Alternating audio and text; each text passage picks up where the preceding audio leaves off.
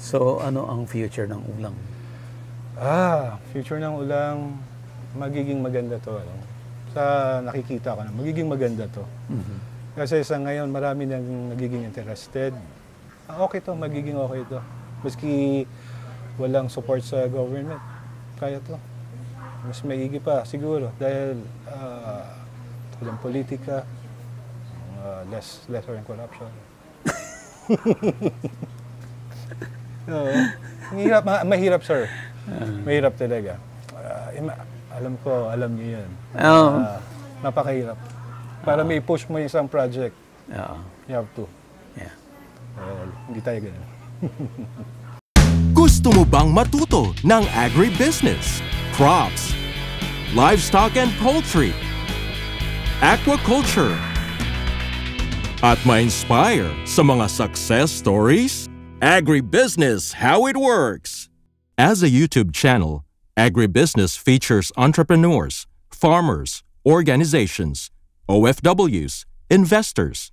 However, beyond our usual content and official endorsements, Agribusiness does not engage in other business dealings with them. While our viewers and featured individuals and entities may choose to pursue business deals with each other on their own, we encourage them to be cautious in doing so. Sa yung breeders ko, pinapakain ko ng krill. Pinapakain ko ng tawag dito, octopus. Squid. Okay. And then, meron pang whey protein. Okay. So, yun, minimix ko yun. Yun ang pinapakain ko sa kanila. Gagawa ka ng parang custard. Custard. Egg custard, actually. Yun ang okay. pinapakain ko sa kanila. For the breeders daw. For the breeders. Ano naman ang food for the grow out? For grow out, yung ordinary ba na may feeds, pwede. Pwede na. Ganun Feeds na. Feeds na. Okay. Saka kung nagtitipid ka, mga gulay-gulay, pakuluan mo, bigay mo, pwede yun. Kuhol, Like anong gulay? sitaw, okra. Gusto nila? Basta malambot. Kinakain nila lahat. Okay. Yeah. So, kailan luto? Yun lang, half cook. Okay na siya. Yung mga innards ng mga hayop. Isda. Pwede. Pwede rin. Parang hito. Parang hito. Yes. Pero cook din. Cook din. Para malinis pagka kinain nila. Oh, I see. Ito yung system ko, sir. May mga filters yan. Ang dami kasing gustong i-replicate. Hindi nila ma-replicate. Palaging sinasabi, bakit nauubos yung larvae? So, sinasabi ko sila, meron akong foam filters. Paano iikot yung system. So, meron talaga akong mga pipings para yung wastewater, yung dirt, kakainin niya, pupunta sa RAS. Doon sa RAS, ammonia, nitrates, magiging zero. Lalabas naman siya doon. Babalik. Babalik naman siya. Yan lang ang cycle niya. Of course, meron niyang nitrifying bacteria sa loob. Without the nitrifying bacteria, yung ammonia and nitrates mo talaga mataas pa rin. So lulubog siya, lulubog dito, pupunta dito sa tank. Yes. Actually, hindi yung dumi, yung tubig niya. Yung tubig mismo. Yes, kasi etong area na to, may mga nitrifying bacteria na to. Lahat ng mga uneaten na pagkain, mga BBS, pag nag-settle sa baba, sa bottom, yung nitrifying bacteria, kakainin niya yan. So, clear pa rin from time to time. Oh, I see. Yes. Yun yung RAS. Sir, na lang ako kasi, 'di ba, from the wild originally, you mentioned yung Cagayan River, Pampanga, Bulacan River. Freshwater to. Yeah. Pero bakit tong system mo, you're using Brackish. brackish. Yung ginagawa ko dito is yung 7 artificial salts, which is yung magnesium, calcium, lahat yan, nagalo-halo ko. Or kung walang available, pero namang nabibiling nakapack, yun yung gagamitin. Artificial salt. Oh, I see. Kaya, etong ginawa ko kasi malayo ako sa dagat. Pero yun nga yung question ko, sir, kasi originally from the wild, brackish ba talaga or fresh water? Pagka grow out, yung malalaki na, sila? Sa fresh water sila. Fresh water sila. Pag nag-buried, pag nabuntis na sila, babalik sila pupunta yan sa dagat. Dagat. Oh, Doon I sila see. magpipisa. Pag nagpisa na sila, aakit na ulit yan. Kaya pala, yung breeder mo, salt, brackish. Yes. Yun ang inaano. Oh, I see. But pag nag-grow out ka na, Fresh na yan. babalik, pwede na Pwede na. ordinary pond Pond, na yes. Oo. fresh water. Pero i-ano ko lang yun. Nabubuhay rin sila sa 10 ppt na salinity.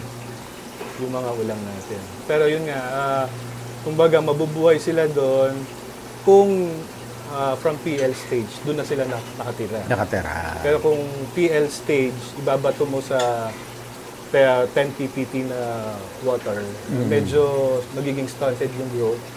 Medyo mabagal yung metabolism nila to grow big talaga. Pero mabubuhay sila. Oh, I see. Interesting. Kung doon sa bioflux na grow out, paano mo siya alagaan doon? Same thing din sa sa pond. Ang pinagkaiba lang sa pond kasi pakain ka ng feed. Okay. Okay. Dito sa bioflux, pakain ka ng less feed, less sugar. Yun lang. And then pagka bumababa yung level ng water mo, add up ka lang ng fresh water. Ganun lang ka-simple. Very simple lang bioflux. So pag doon sa grow out na pond, you mentioned kanina dapat maganda yung pond preparation mo para walang predators. And you mentioned na ang pagkain pwedeng gulay na linuto, pwedeng lamang loob ng manok siguro or ibang hayop na linuto rin. So feeding or pwede ring feeds, available commercial feeds. Aside from that, pond preparation and feeding, any other parameters na kailangan? Sa pond preparation yun, lalo sa earthen pond yun, bago mo, pag napatay mo na, yung mga predators, okay, nalason mo na, bubuhusan mo yan ng pupo ng manok. Okay. Okay. Bakit mo bubuhusan ng pupo ng manok? Yung pupo ng manok, rich in nitrogen. Okay. Once na naglagay ka na ng water, mga planktons. Yeah, tutubo. Tutubo doon. So pagka nag-bloom yan, may sarili ng pagkain. Natural Food para sa mga alaga. Oh, I see. And then mag-grow na rin yung mga rotifiers, ganyan. Na same time, kakainin na rin. So makaka-menos ka sa gasto sa pagkain. Ganun din naman sa bioflux. Iba lang ang microorganism sa bioflux at saka sa earthen pond. Yeah. Pero for small farmer, you recommend pond?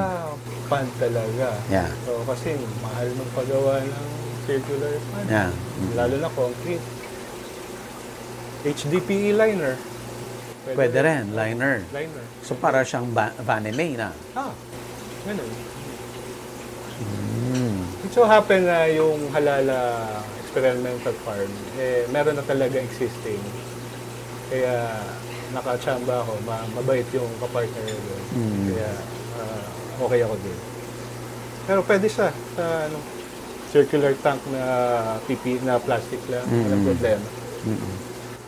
Okay, for small farmer po, na sabihin natin, doon muna tayo sa grow out na pond. Gaano kalaki ang dapat na setup para makapag-produce sila ng enough, nakikita sila? Kalahating hektarya. Kalahating hektarya. Pag sinabi mo kasi Per cropping cycle. Per cycle. Pag sinabi natin poor farmer sa Small farmers. Hindi naman katulad natin yan na wala naman kasi tayong area. Sila, poor farmer sila, pero lupain nila sa bukid. Yeah. Malalaki. Uh-oh. So, kaya nila yan. Kikita sila. Magandang balik sa kanila. More or less yung half hectare, how much ang gastos nila? Ang gastos nila kung sa gasto sa food, sa bukid, maraming mga gulay-gulay, maraming unwanted species na isda, palaka.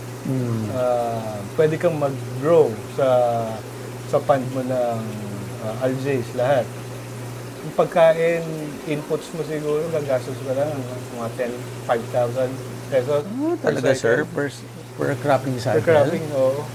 Then sa 5 kalahating hektarya, nasa 50,000 na yan. 50,000 na good size na yan. Okay. So, sell it. Sabihin natin, sa 50,000, sabihin natin, 40,000 lang mabuhay yan. Sell it sa mga kapitbahay. Ilang kilos ang lalabas doon of the 40,000? Sa 40,000, sabihin natin, nag-range na 30-40 grams each. Kikita ka dyan ang pinakamababa, 150, 170,000. So, ang pinakamalaking gastos mo is yung pagbili ng similya. Similya. Kaya ini-encourage yung sila na kung Turuan. kaya nila na makagawa. Kasi ako, hindi ako inclined sa aquaculture. Cornelio ang ginawa ko. Mekaniko ako. Ako kaya ko. Bakit sila hindi? Di ba? Matututunan nila yan. Nice. Meron po akong napuntahan na farm. Kilala rin ni Sir Dom. Ayan, kilala rin ni Sir Dom Galiba. Si Rio Tutar. Oh, yeah. Oo, at nag-grow sila ng sarili nilang ulang. Nanggaling ba sa iyo yan, sir? Hindi. Yung first batch nila, nagbigay ako, 2-3 piraso. Oh, I see. Then from that time on, sabi nila, sige, mag-grow kami. Meron silang nabibilan dun sa Malapit sa kanila. Malapit sa kanila. Yeah. Interesting yung kanila kasi sarili nilang production, hindi para ibenta. Para sineserve nila sa restaurant nila. Sa hospital. Yeah. So talagang doble siguro, triple yung kita kasi nila, oo. Yeah, kasi pang consumption sa restaurant directly. Maganda yung business model nila. I've been there sa Rio Total. Yeah. Nakapagturo na rin ako doon sa Manila naman. Oh, I see. Interesting. Yeah. So makita yung lab. Sige, sir. Okay, so andito naman tayo sa laboratory ni Sir Jay. Yeah. Sir, sige po. Yeah. Dito sa laboratory ko, both ginagawa ko dito, tissue culture. And then dito rin ako nagda-dissect ng mga, nagper-perform ng androgenic gland ablation para sa ulang. Ano po yan? Androgenic gland ablation is to gagawa ka ng super females. So, yung lalaking ulang, gagawin mong babae, para yung babaeng anak, magiging anak niya, puro lalaki. Na wala pa rin gumagawa dito sa atin. Dito ko pinaperform yan sa flow hood. So, ito yung flow hood natin. Very simple. DIY lang yan. So, lahat ng gamit dyan, sterilized, disinfected. So, dito meron tayong box. Positive air ang papasok dyan. So, positive air din ang lalabas dito sa loob. So, anything goes inside na madumi, hindi siya makaka-penetrate. Lalabas lang talaga siya. Yeah. Very simple lang yung ko. Setup ko. Nice. Yes. Then, meron din akong, what's this? Ito yung mga tissue culture mo na to, sir? Yeah, tissue culture naman yan, mga yan. Vanilla yan. Vanilla. Actually, from seeds. Yan. Mga yan. Maliit lang. Gumagawa din ako ng mga bioreactors para mapa-speed up yung multiplication process ng mga plants. Bakit vanilla naman of all the plants? Doon ako nag-start. Vanilla. So, nauna ka pa sa vanilla kaysa sa ulang? Yes. So, 2020, nag-start na ako vanilla. Ba't mo naman nagustuhan ng vanilla? Yung sister ko naman, sa Madagascar kasi sila naka-station at that time. So, nakita nila at that time, maganda pa yung presyo. Pero, okay, gumawa ako. Later on, nung dumami na rin yung vanilla dito sa Pilipinas, medyo bumababa na yung, nagde-decline na yung presyo. Yung planting materials, yes, maganda pa rin yung presyo. Pero ayoko naman magbigay ng false information sa mga clients ko na bibili ka ng 1 meter na 450 pesos per meter. Kasi mura lang naman talaga yan. Ngayon na yung pods niya, bumagsak din yung price. Bumagsak din. From 75,000, naging 25. Ngayon, naging 5,000 pesos. Na lang. Farm gate Sa price. Pilipinas yan, sir? Sa Pilipinas yan. Kasi, from abroad, yun ang presyohan eh. Okay. Dito sa Pilipinas, may nagbebenta 75,000 pesos. So, bakit ako bibili ng 75,000? Pwede akong bumili sa abroad na mas mura. Maganda ang quality. Kaya medyo nag-lie down ako ng konti sa production. Still, continue pa rin yun, operation ko sa micro-propagated na plants. Yeah. And paano, since na una to, paano ka napunta sa ulang? Ganun ako kagulo. Yung utak ko. Okay. Basta may nagustuhan ako isang bagay. Yung challenging para sa akin. Talagang nag-dive ako. And then, okay naman. Wala naman nagiging problema. Profit-wise, no problem. Kaya continue pa rin. Ganun pa rin ako nag-ganun. Gaano nakalaki itong ulang business mo, sir? Malaki na. Is this your main livelihood? Yes. Main mo talaga to? Alone, yes. Okay. Pero sa me and my wife, may sarili May siyang sarili. negosyo. Pero ako, okay naman. Pumunta ako Cebu, Quezon, out of towns, libre lahat. Okay naman. May sineset up pa ako ng farm sa Cebu. Sa Tayabas, Pampanga, mga hindi farm na maliliit. Yeah. Hatchery talaga na malalaki. Malalaki. Yes, so nagiging kaibigan ko na rin. Okay naman. They parang nagbibigay rin naman sila ng support para sa akin. Architect Arnold De Asis, mukhang potential itong ulang. baka gusto mong itry. Kung ako lang, sir, ako mas gusto ko na sana ito yung mag-thrive, ito yung lumaki, rather than yung ibang ini-introduce na imported species. Right. Bakit yun? Meron na tayong sarili ulam. Even the higher ups are promoting it na. Gulat nga ako din. Grabe!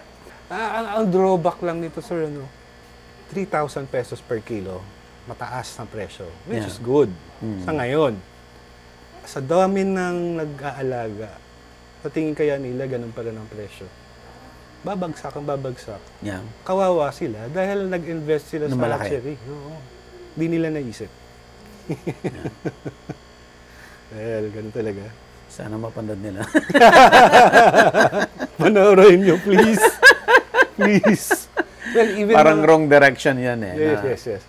Ay, mga nakausap ko, mga professionals talaga sa aquaculture. Kaya sabi na, natatawa na lang kami. Bakit ganun? Doon na napunta. Nagulat ako doon sa statement na yun. Yeah. Anyway. Yeah. Ano pa, sir? Ay, yun lang, sir. Yun lang pagmamalaki ko sa'yo. Very small operation. Ito pong, tignan mo, ano talaga ha? Very basic. Basic. At dito lang sa konting space sa likod ng bahay. Yeah, very basic lang talaga tayo. Galing. As much as possible, ayokong magturo na ang gusto nila ganito, malaki, maganda. Sinasabi ko sa kanila, ayoko ng ganyan. Dapat hindi intimidating. Oo, yung simple lang, yung kayang-kaya mo. Oo. Yung kayang-kaya, yung mura lang. Pero baliktad eh. Yung mga clients ko, ibang klase. Gusto nila maganda. Bahala kayo, yun ang gusto ninyo. At least hindi ka nagkulang. Yes. Pinapagawa kong roof, yung mga nipa, net, gano'n lang. Pag pinasyalan mo, So, sir, kung halimbawa ako, nasa city rin ako, gusto kong mag-grow out, hindi breeding, kikita ba ako? Hindi ka kikita, sir. Hindi ka talaga kikita. Sabihin ko lang ngayon maaga pa. sa space natin, sabihin na natin, ito meron kang 10 square meter. 10 square meter, ilan lang mahuhulog mo Ano dyan? yung sabi mo kanina? 5 lang? 5 lang per square yan. Maski lagyan mo pa ng, palakihin mo pa yung surface area niyan. Oo. Wala, hindi ka kikita. Matutuwa ka lang. Matutuwa ka lang. May hobby ka. May hobby ka. So, kailangan talaga grow out Pan talaga. sa pan. Oo. Yun ang misconception At least talaga. half hectare. For a start, 1,000. Pwede na eh. Pwede na rin. Oo. While nag-aaral ka. Yun naman ang kagandahan. 1,000. Start small, maliit, kasi Yeah. nag-aaral ka pa. Habang tumatagal, na yung knowledge mo, nag-gain mo na, experience, then tsaka ka scale up. Hindi yung scale up agad. Yeah. Kung wala namang pang scale up, di ba, ang hirap. Kung wala ka namang lupa na ganun kalaki, bakit? Di ba?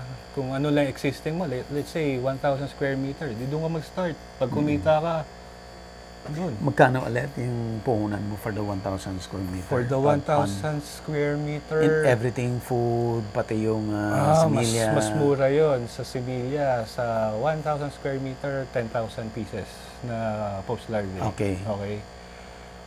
Bilhin mo kung bibili ka sa center, which 3 pesos lang, makakamura ka doon. Okay. Kaso maghihintay ka na matagal Mag-aantay doon. mag-aantay ka.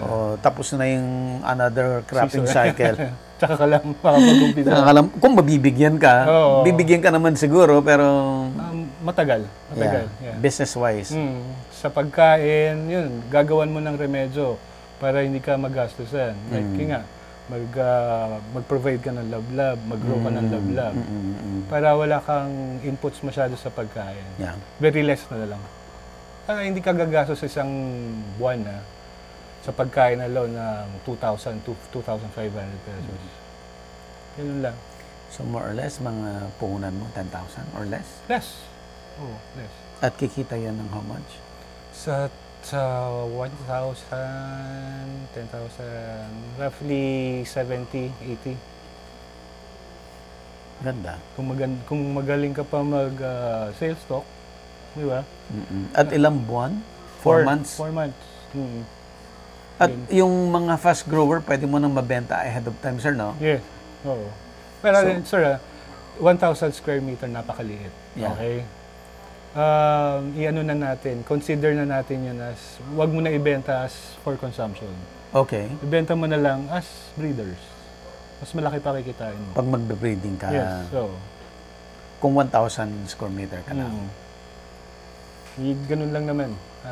Pipili ka lang, it's either for consumption or for breeders. Yeah. Pero, kung Sa ngayon, maganda yung business ng breeding kasi nga, walang supply. Walang supply. Yan. Yeah. Ano lang naman yan. Siyempre, pag breeders ang ibebenta mo, kailangan may technical knowledge ka rin. Para lahat ng bibili sa'yo, siyempre, tuturuan mo rin sila. Ganun lang naman. Punta naman natin yung ano mo. Vanilla. I-segue na yung vanilla, sir. Nandito na rin lang. Kamusta na yung vanilla nila, Doc Joy, sa Rio Totar? Nakita mo ba? Nakapasyal ka ba? Nakita ko yung vanilla nila. Malalaki na. Okay. Yan. Ito, lahat, ang dating nakatanim dito, yung mga nabibili lang online. Then nakita ko nga, may sakit. So sabi ko, sige, mag-tissue culture ako. Yan, lahat yan. So Pinalitan ko. tissue culture mo na ito lahat, sir? Yes, so.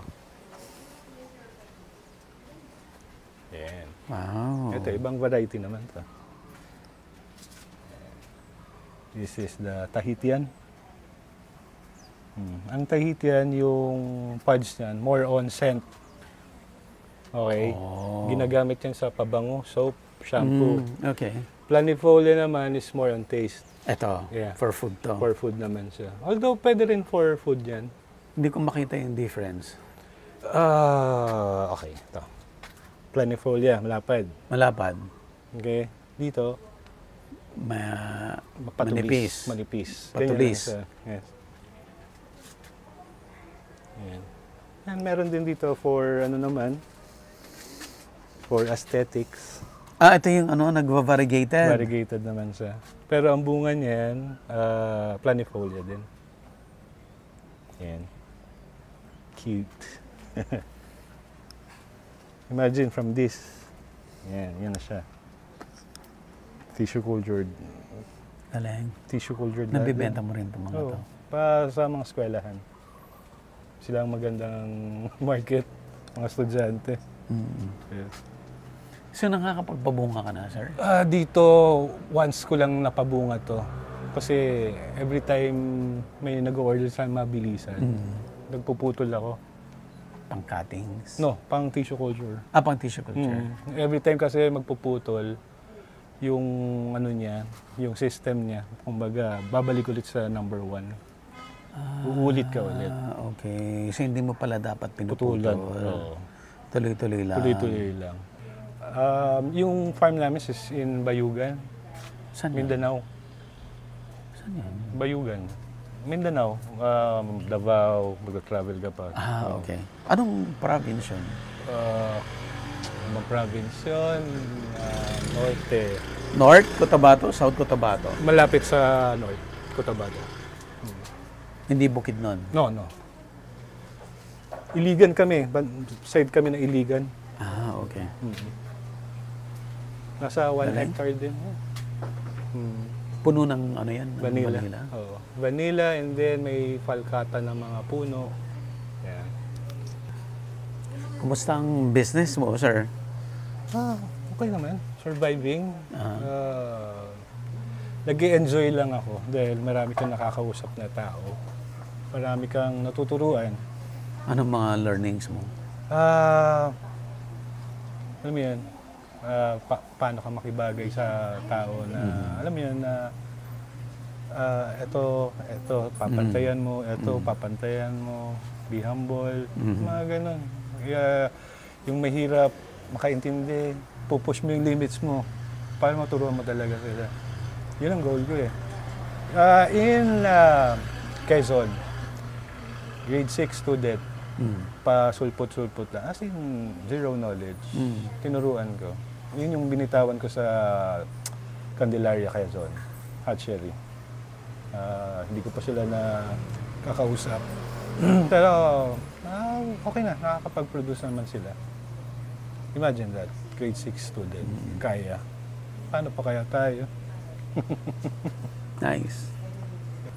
So, ano ang future ng ulang? Future ng ulang, magiging maganda to. Ano?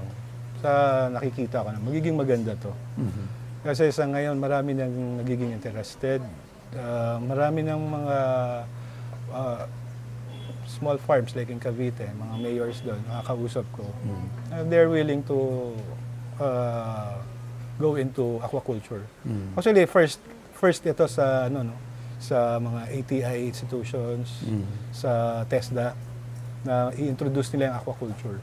So, etong sa Cavite namin, which is Kasama Farm, kami magiging first aquaculture na magtuturo sa regarding sa ulang, regarding sa mud crab, and yan, tilapia. Both mud pond and what's this, bioflux system. Bioflux. Yes. Okay to, magiging okay to. Maski walang support sa government, kaya to. Mas maigi pa siguro dahil walang politika, lesser in corruption. Mahirap sir. Mahirap talaga. Alam niyo yan. Napakahirap. Para may push mo yung isang project, you have to. Yeah. Hindi tayo ganun. I hope someday darating yung time na we can buy ulang sa ordinaryong palengke. Right. And at a cheaper price. Yeah, bababa rin ang presyo. Oo.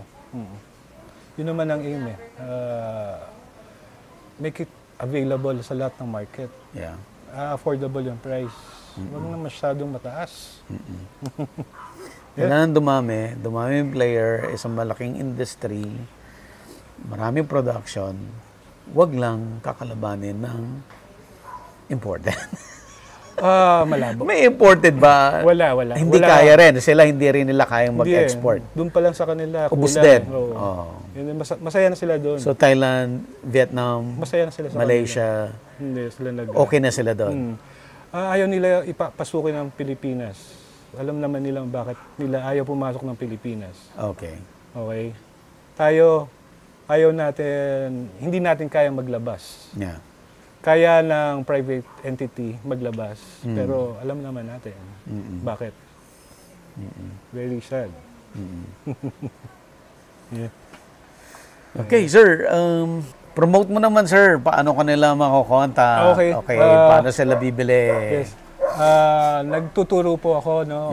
One-on-one ako training. Siyempre with the fee. Okay. You can visit na lang my page, Jay Kabutihan, sa Facebook. Message nyo lang ako, sir. At si Sir Jay lang ang nag-iisang, tama ba? No, Madami rin. Natin, 2, 3, 4. Okay. Konti lang. Konti lang, pero more on science-based ako. Okay. Ang advantage mo over them? Science-based. Science-based ako. Okay. Hindi ako yung YouTube. Okay. At hindi ka nananaga? Hindi. sila tumataga sa sir. Sila. Okay. Sige, sir. So, Facebook page ba? Yeah. Profile. Profile, I mean. Facebook profile, Jay Kabutihan. Yes. Ayan. So, makikita niyo lahat doon. Kontakin niyo lang si Sir Jay, Yes. one-on-one. Yeah. So, actual training para i-set up yung hatchery. Hatchery. And even the grow out, Grow no? out, pwede. Oo. Pwede. Ayan. Yeah. Thank you. Yan, Sir Jay, thank you so much. Thank you din, sir. Hope na soon, no, mabisita rin natin yung halala. grow out or By yung this December, hatchery sir. sa Pagka halala. lagyan na kami. Call kita. Okay. Thank you. Thank you. Kagagaling natin kina Sir Jay Kabutihan, no? At finally nakagawa tayo ng episode about ulang. So nagkaroon tayo ng linaw kung ano ba talaga nangyayari, kung may industry ba talaga siya o bakit mabagal yung pag-usad o pagiging popular ng ulang sa Pilipinas samantalang ito ay sarili nating species. But anyway, maganda yung discussion at soon pupuntahan din natin yung kanilang grow out farm doon sa Halahala. Okay, so suot-suot ko po yung t-shirt ng Agribusiness Connect nung nakaraang event natin at ito ay courtesy ni Transfer It. Thank you so much, Transfer It. At dito sa likod, makikita nyo yung iba-ibang industries na pinag-usapan natin during the event. Thank you so much, Transfer It. Agribusiness merch is now available on Shopee and Lazada. Agribusiness, how it works. Instruct, inspire, succeed.